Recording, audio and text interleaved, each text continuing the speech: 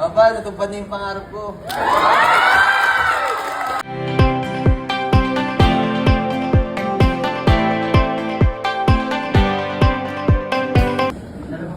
Kunwari, merong tag team boxing.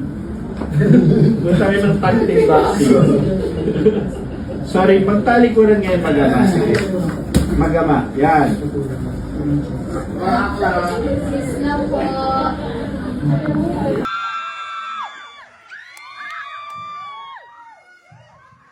Ang pagpasok ng nagniningning na aktres na si Carmel Collado sa inaabangang teleserye ni Anton Vinzon na Kamao ay nagdala ng bagong emosyon, matinding tensyon, at sariwang sigla sa takbo ng kwento.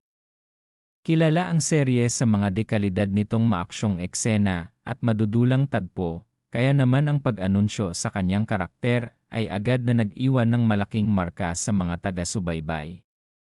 Sa kanyang unang pagbida sa screen, kapansin-pansin ang bagsik at lalim ng kanyang pag-arte na tila ba perpektong sumasabay sa mabibigat na boxing at dramang dala ng karakter ni Vinzon. Ang kanyang karakter ay hindi lamang basta palamuti sa serye, kundi isang mitsa na magpapabago sa kapalaran ng mga pangunahing tauhan sa likod ng mga kamera. Labis ang pasasalamat at paghanga ni Carmel sa pagkakataong makatrabaho ang isang matinding direktor at aktor tulad ni Anton Vinzon. Ayon sa mga ulat sa industriya, naging madali ang pag-abot ng aktres sa set dahil na rin sa gabay ng